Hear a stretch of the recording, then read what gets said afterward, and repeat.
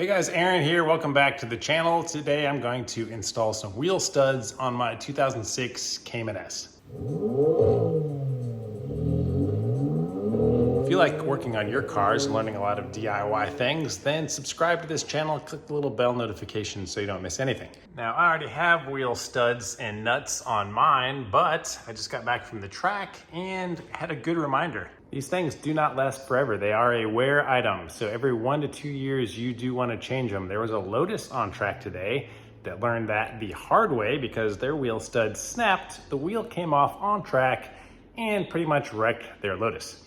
So I just got this kit from Motorsport Hardware apparently, and we're gonna install these beautiful guys. These things are not a one size fits all. They come in different lengths, so you need to get the right length for your application. It depends on the wheel you have, and if you have spacers, you have to make sure they're long enough, obviously, to get the nut threaded on it to hold your wheel on. Some of them are bullet nose, where they're just rounded. The ones I prefer have a hex opening at the tip of it, which helps you install these things. The ones that I have on there currently are bullet nose, i.e. they look like this. So to install and remove them, you have to use 2 nuts. So I'll have to show you that when I remove these. Different manufacturers have different recommendations, so make sure you check with the manufacturer of your wheel studs. This one recommends using a little blue thread locker when you torque them down. The wheel studs that I bought for my M4 actually specified not to use any thread locker. So this is what I'm talking about. If you have a spacer, you're gonna need a little bit longer than if you don't. So just make sure that you communicate with the manufacturer to find out what size you need if you don't know. I just measured the ones that are already on here and got a similar size. And if these had the hex nose, all I'd have to do is take a hex tool and remove them. But since they don't, I'm gonna have to go the old-fashioned double nut way. Oh, and why do you even want these, you might ask? Well, it makes putting a wheel on a lot easier. All you do is line these up and slide your wheel on, and it holds it in place while you put the nuts on. Otherwise, without these, of course, you have to hold the wheel in place, try to eyeball, line them up, and start the lug.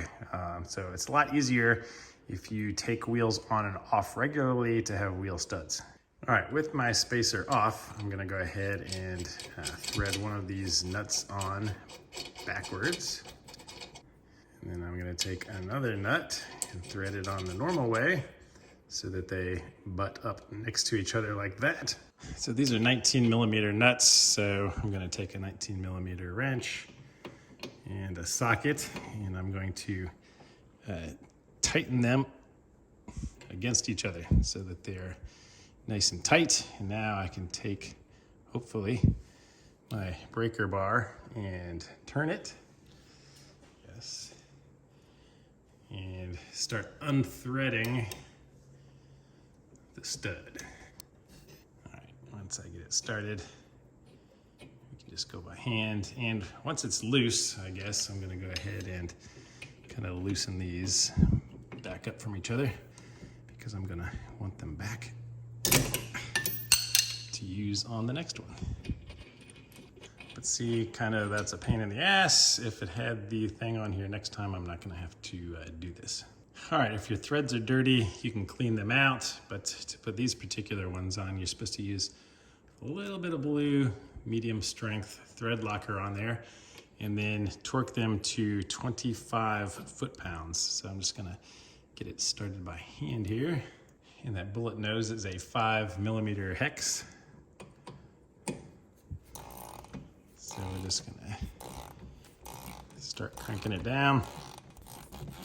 So it's not gonna be much more than hand tight, 25 foot-pounds.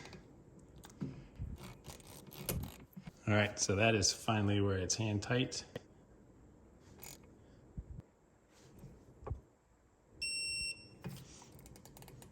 All right, there we go, 25 foot-pounds. So I'm noticing on the ones I just ordered, the threads don't come out quite as far to the tip as they do on these other ones.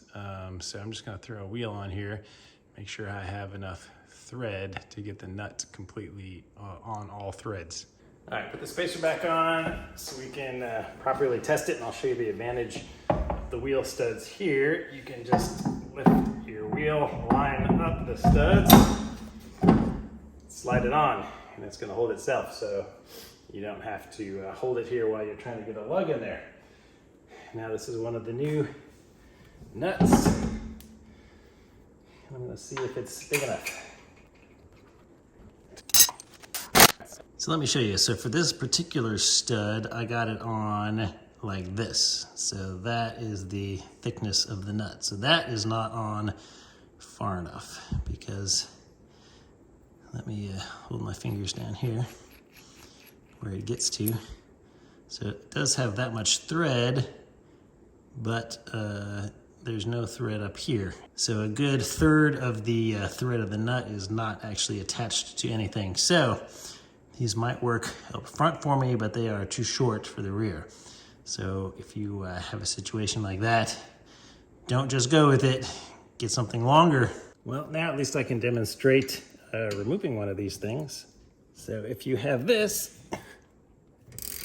so much easier than the double nut method. All right, so these are gonna go on the front. So this is them installed on the front, all 5 of them. Looks great. So that's what it should look like. If you can't see some threads, then they are too short, minus the brake dust, or I don't know, the brake dust is pretty cool. It means it's been to the track where it belongs.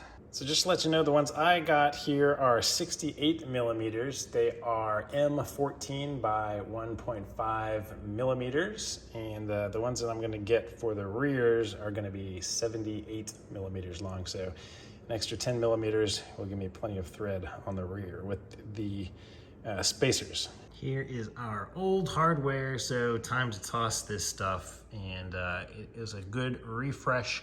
It'll be ready for the track again next time. All right, I hope that was helpful, guys. Thanks for watching. Please don't forget to give the video a thumbs up. Make sure you're subscribed. See you guys on the next video.